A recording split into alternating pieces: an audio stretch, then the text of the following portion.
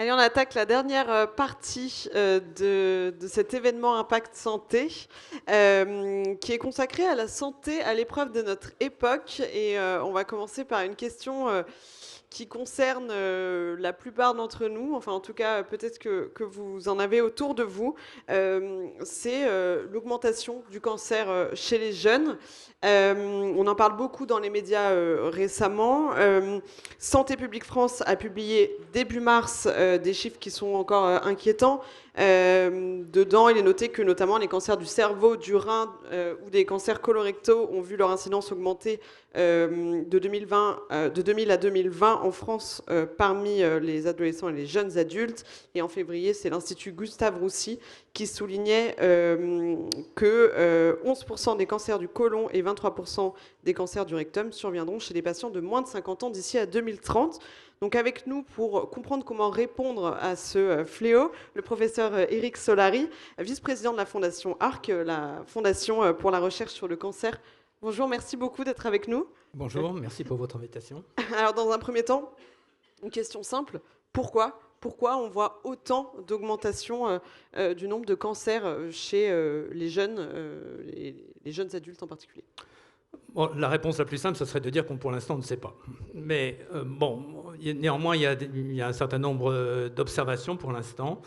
Et au départ, on commence toujours par des données épidémiologiques. Donc en fait, ce que dit l'épidémiologie, c'est ce que vous venez de résumer. Il y a une augmentation de l'incidence des cancers précoces, c'est-à-dire avant 50 ans. C'est en général la tranche d'âge qu'on utilise chez les adultes jeunes, qui touchent d'abord les cancers de la sphère digestive et puis éventuellement d'autres organes. Ça, c'est une observation. Maintenant, la cause, c'est une autre question. Alors, on peut simplement raisonner, c'est-à-dire que quand les cancers surviennent aussi jeunes, ce n'est pas tout à fait ce qu'on voyait auparavant. Et donc, ça suggère que quelque chose dans notre mode de vie a changé et qu'il y a des facteurs de risque nouveaux, d'exposition qui entrent en cause, qui entrent en jeu. Et ça, on ne sait pas encore quels sont ces facteurs. On entend parler de perturbateurs endocriniens, etc. Enfin, il y a plein de pistes qui sont abordées dans les médias, mais on a concrètement pas... Oui, alors c'est vrai qu'on, pour l'instant, on ne sait pas très bien. Bien sûr, il y a des facteurs qu'on connaît très bien d'exposition et de mode de vie qui exposent au cancer. Vous savez qu'on cite souvent le chiffre de 40% des cancers sont dus à des facteurs d'exposition liés à notre mode de vie, le tabac étant toujours en tête de pont, mais les facteurs alimentaires, l'obésité, les facteurs diététiques et beaucoup d'autres facteurs de mode de vie, l'exposition au soleil, etc., étant des facteurs bien connus. Reste à comprendre comment ça fonctionne et pourquoi ça touche des gens plus jeunes maintenant. Et c'est là qu'on rentre dans le domaine de la recherche. Et donc, la question, c'est comment aborder ces questions de recherche. Alors, il y a certainement plusieurs façons. Il vient d'avoir un long chapitre consacré aux data et à l'intelligence artificielle. Je pense que c'est clairement la première piste.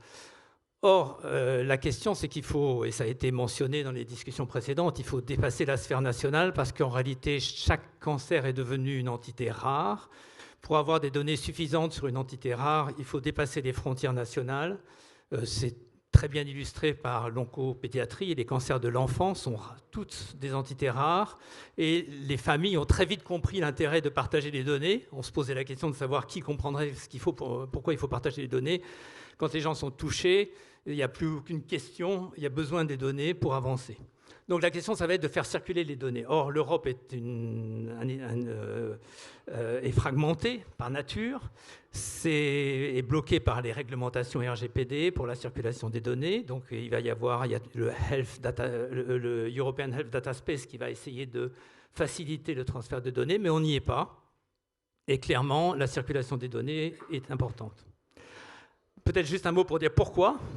Je pense qu'il y a déjà des illustrations concrètes de ce qu'on peut faire avec des données simples. Et le Danemark, par exemple, a très bien illustré ça. C'est une population de 6 millions d'habitants avec une base de données de santé à l'échelle du pays qui est très bien organisée. Et simplement en surveillant le rythme des consultations et des ordonnances faites par les médecins, les chercheurs ont pu créer un algorithme prédictif de risque du cancer du pancréas qui est efficace, qui a été validé sur une deuxième cohorte de vétérans aux États-Unis. Donc avec des données très simples, on arrive déjà à prédire un état de risque qui va pouvoir faire basculer la recherche sur le cancer, de la recherche sur les thérapeutiques des cancers métastatiques et comment sortir d'affaire les gens qui ont un cancer déclaré, à prévention, dépistage, interception des cancers précoces. Et là, on va gagner énormément de vie. Et sur le dépistage, justement, est-ce qu'il faut dépister tout le monde? Comment on fait? Et puis surtout, comment on motive, encore une fois, à se faire dépister? On en parlait tout à l'heure, surtout pour les plus jeunes. Nous, on a l'impression qu'on n'est pas touché par des problèmes de santé, justement.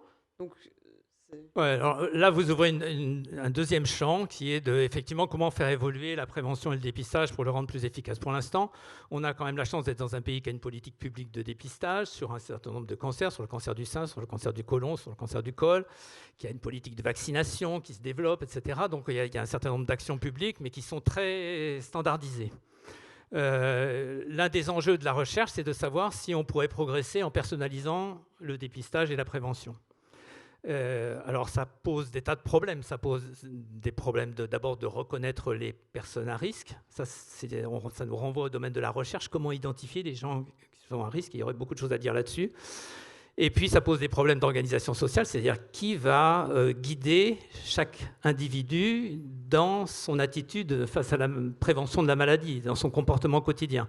Et là, c'est remettre, en tout cas en cancérologie, les médecins généralistes dans le domaine de la cancérologie, avec l'évolution des traitements, ils sont un peu à l'écart maintenant du traitement des cancers évolués. En revanche, dans tout ce qui est prévention, dépistage, ils ont un rôle colossal à jouer, mais il faudra qu'ils retrouvent leur place dans ce schéma. Est-ce que c'est aussi économiquement soutenable, hein? Alors, l'augmentation des cancers, c'est aussi, ça coûte, mais le dépistage, la prévention, enfin, c'est tout des coûts. Au niveau coût-bénéfice, peut-être, est-ce qu'on a des exemples? On parlait du Danemark, par exemple. Oui, alors pour le Danemark, pour l'instant, c'est pas évalué en coût-efficacité. Hein. Pour l'instant, on est dans les balbutiements de ce qu'on peut faire avec les outils de l'IA pour essayer de créer des algorithmes prédictifs qui pourraient nous guider. On verra après quel est le bénéfice réel. C'est vrai que quand on met en place une politique publique systématique, on a fait un calcul en principe de coût-efficacité et on considère que c'est comme ça qu'on est le plus rentable. Les choses vont bouger, mais elles vont bouger grâce à la recherche. Parce que, en fait, les cancers précoces, ils ne surviennent pas exactement de la même façon que chez les gens plus âgés. Ils ne surviennent pas exactement au même endroit. Ils ne se développent pas exactement à partir des mêmes cellules. Et puis, il y a un autre facteur qui a aussi été évoqué précédemment, c'est que donc on voit bien qu'il y a un facteur d'exposition à quelque chose. Facteur d'exposition, ça veut dire croiser les bases de données, non seulement de santé, mais aussi, ça a été évoqué tout à l'heure, les données environnementales. À quoi sommes-nous exposés dans l'air, dans le sol, dans les villes, etc. Et c'est en croisant toutes ces données qu'on verra un peu dans quelle direction il faut travailler.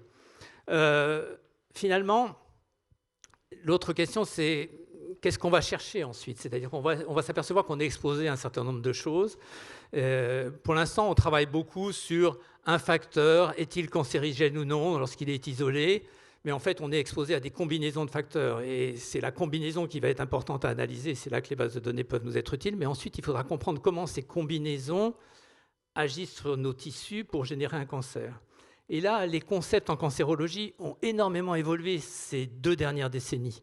On était dans une vision réductionniste, c'est une cellule qui devient malade avec des mutations et qui donne un cancer.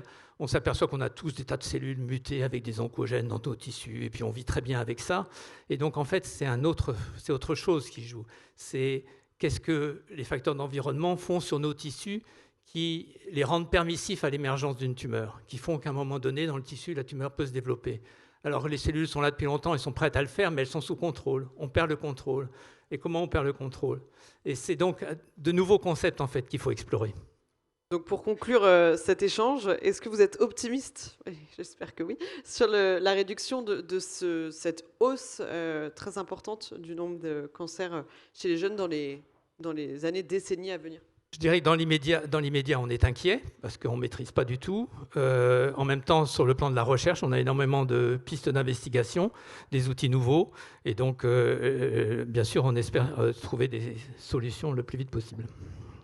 Merci beaucoup. Merci pour cet échange.